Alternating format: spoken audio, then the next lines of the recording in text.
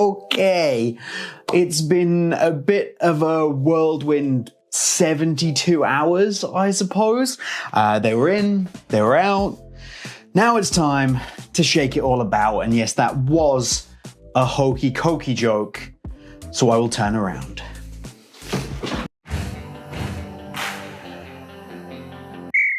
So what is it all about? At the point I'm recording this, 8 clubs have withdrawn from the Super League. That's all 6 of the English Premier League participants, along with Inter Milan and Atletico Madrid. What do you think of that? Hamilton wants to play. What do you think of the Super League? Doesn't care. So essentially, because of those teams withdrawing, pulling out of the Super League, it's dead in the water. The idea is dead in the water. When 8 of your 12 founding members have already withdrawn, it just can't happen. And even if it does happen, this idea of an elite Super League is falling apart at the seams, simply because it's not going to have any of the elite teams. While I didn't agree with this idea of a league that contains all the glamour teams, it's even less likely to even work if it doesn't have most of the glamour teams. But that's not really what I want to talk about today, okay? Great, it's fallen apart. As football fans, almost unanimously, we have got what we wanted, but that is what I want to talk about. The fact that a unanimous voice of football fans has power. UEFA has power that it is willing to wield in certain circumstances. Just because the football landscape has been shook up by this particular event, it doesn't mean we should try and settle everything down back to how it was before and just continue onwards. This shows what we can do as a collective and what the governing bodies are willing to do for the right cause. In this instance, a cause that affects them and affects their pockets. So what do we do now? Well, we have to push for change. We have to push for reform. We don't want to let this momentum die out. We don't want to see the Super League fold and then all of us immediately go, job done, I'm out of here, let's go back to watching football. Let's push for reforms in order to stop this happening again. Now, I am not a wealth of all knowledge. I don't have the answers to what these reforms should be, but I can certainly pitch a few ideas. A lot of this has come down to money, how much money's in the game, how much money these top clubs have, and how much they want to protect what they have invested or what they have available to them in terms of their income. So for me, things like salary caps. A salary cap is a huge thing here because these clubs, a lot of clubs lower down the leagues, they're all complaining that COVID's had a financial impact. They're not able to continue in the current state that they are. Well, if the Premier League clubs stopped paying people 200, 300, 400, 500,000 pounds a week, then maybe they would have more money to run a sustainable business model and they wouldn't need to actually break away into super leagues in order to try and net themselves an additional 300 million or an additional 150 million on top of what might be coming in from the existing Champions League structure. So a salary cap is probably a really good idea and probably the minimum requirement for what we need, especially in Europe's top leagues at the moment. There's a chance that bodies like the PFA, the Players Football Association, might actually oppose this because, of course, it limits the amount that players are able to earn. But considering the players were so opposed to the Super League, they very much can't have their cake and eat it. There has to be some compromise. There has to be some restructuring. This also applies to transfer fees. If teams weren't knocking out hundreds of millions of pounds in transfer fees every single summer, maybe they would have more money and a more sustainable business model, and this kind of thing wouldn't have to be pushed through, at least from a financial perspective. Look at the amount that, there's an example that Gaijin Boot Blog used of Anton Griezmann, how much Barcelona paid to get hold of Griezmann, over £100 million. Now, that's just not an amount of money that would have happened even a few years ago. Transfer prices have been so inflated, especially since the Neymar transfer to PSG, that clubs are now spending insane amounts of money, and it's just not sustainable for football or for these clubs. So for me, a cap on the amount amount of people are allowed to spend on transfers is absolutely essential. Let's be honest, financial fair play has not worked. The second that Man City were absolved of their financial fair play responsibilities by UEFA and allowed to continue to compete in the Champions League, despite clearly violating financial fair play, that was dead in the water. Financial fair play needs to go. We need a new system, and that system needs to include a maximum transfer value. And as a side note to that, that transfer value should include all signing on fees and fees paid to agents, because agents and agents' fees are an absolute scourge on the industry, never mind the financial aspects of football transfers. I really hate these big agents. Really do. Next up is ownership. And this is an area that I might make a separate video on, but it's an area that Germany have a really good option. I'm not saying it's the best option, and I'm not saying it's perfect. It certainly has flaws.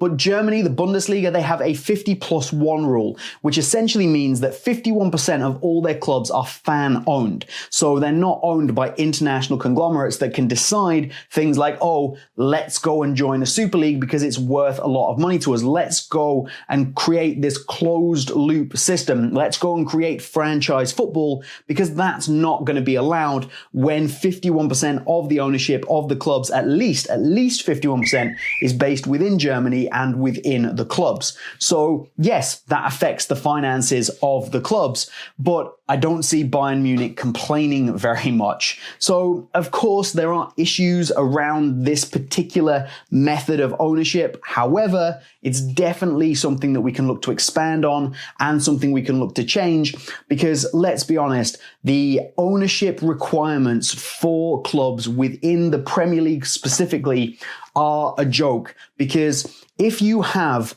an ownership test, something that says this owner is fit to own this club, which exists, this test exists, then surely these owners are no longer fit to own these clubs. Every owner that got involved with this particular project is no longer fit to own and operate these clubs. And while it's an extreme measure, yes, maybe they should be forced to sell these clubs, and that can cause a huge amount of reform as to how clubs are owned from the top down. And I'm talking especially in the Premier League here, because that's generally the league that generates the most money, and it's also the league that I follow the closest and have the most amount of knowledge on. Next, let's get our teeth into UEFA and FIFA, because let's be completely transparent about this. Part of the cause of this problem, part of the cause of this happening, is the mismanagement and the corruption that exists within UEFA and FIFA. Had these organizations been run more effectively, the chances of something like this happening would have been greatly diminished.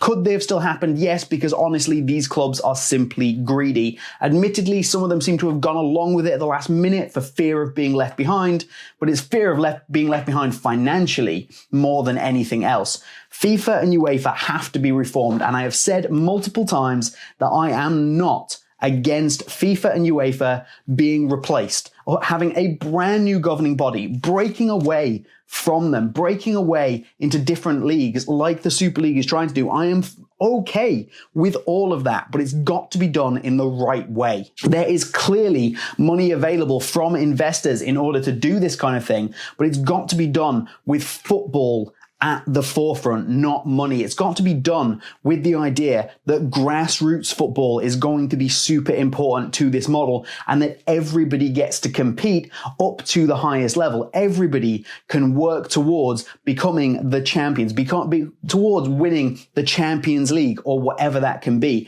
There has to be a certain ethos as to what football is included in any kind of breakaway. But you know what? I am okay with breaking away from FIFA and UEFA because they've simply not done a good enough job. Now, that might be an extreme measure, breaking away from the governing bodies and forming brand new ones that would require brand new independent regulatory committees. So reform at UEFA and FIFA levels is the minimum requirement. We already have some reform in the form of the Champions League, expanding the number of teams, the way it's going to be formatted. That's all coming together, and that's been driven by the European Clubs Association, the ECA, which those 12 clubs have now left. So are they going to be able to get back into that?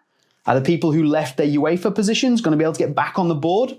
I kind of hope not, but we do need them probably as part of the ECA for part of this discussion. So we probably do need to readmit them into that. But to get back on track, UEFA needs vast reform across the board. It almost needs building from the ground up, which is why I'm not against completely sacking it off and going and checking out other options by breaking away. But UEFA, massive reform is required. And one of the key reasons for this, and I'm going to segue into a slightly different issue, but it's very, very pertinent, and it was brought up most eloquently by Patrick Bamford of Leeds United.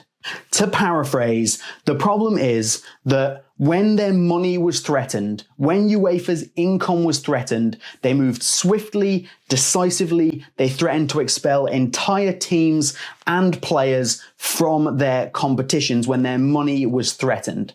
However, when it comes down to elements that are far more important, social issues that need to be stamped out, that are a scourge on the game. And here I'm talking specifically about racism. UEFA do nothing, or they do slim to nothing. UEFA do not act. A 10-game ban for racism, honestly, is nothing. It's just not acceptable to be able to go out on a pitch and racially abuse somebody and be found guilty of it. And okay, 10 games sounds like a lot. It's really not for racism. And when that's the only bans that have been handed out, look at the amount of racism that's gone around, fans chanting in various games, particularly in international games. These clubs, these international clubs, these local clubs, they need to be punished. They need to be banned. They need to be banned. They need to be financially hamstrung, and the players need to be punished properly. If UEFA has the power or is willing to look into bringing forward the power to expel entire clubs from its premier competition and expel all of its players from its premier competition, FIFA as well, FIFA are exactly the same. They immediately stepped up and said, hey, we're going to ban these players from the World Cup. Well, hell, why can't we do this for racists? Why can't we stamp out a systemic problem within football when it really matters, when we can do it for money, but we can't do it for racism? It's an absolute disgrace. And this is one of the reasons that UEFA have to be completely reformed, because their priorities are completely skewed. The idea, I still think the UEFA is corrupt to the core. I've made 2 other videos on the Super League previously, one kind of me ranting about the concept and another one that's just a detailed explainer video. If you want to check either of those out, you can click the top corner around here-ish. But I've explained that, and I mentioned in at least one of those videos that a lot of that UEFA money is probably funneling out to corruption, to corrupt people, and that needs to stop. And that, one second, I'm very angry right now.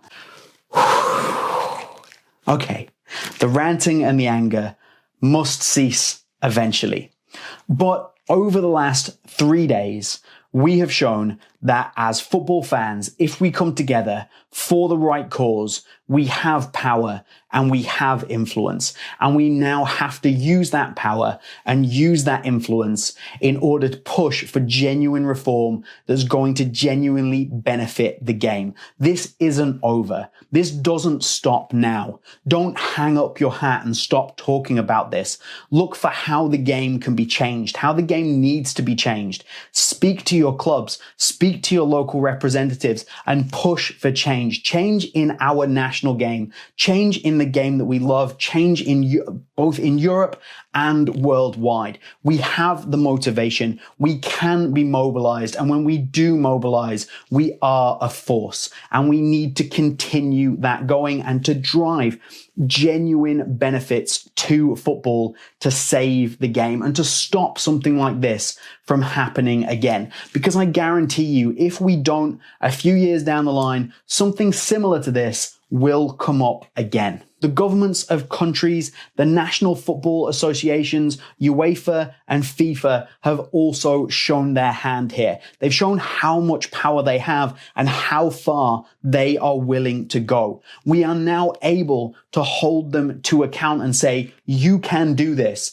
You have said that you can do this on other matters. Let's get it applied to things that really matter, and let's force through change to make football better for everyone. Let's stamp out racism. Let's stamp out inequality. Let's build a better game of what is a game for absolutely everybody. And I do mean everybody. And here, this has to come from national governments. The British government, the French government, they all spoke out on this particular matter. They have to work towards benefiting their national game, their national teams.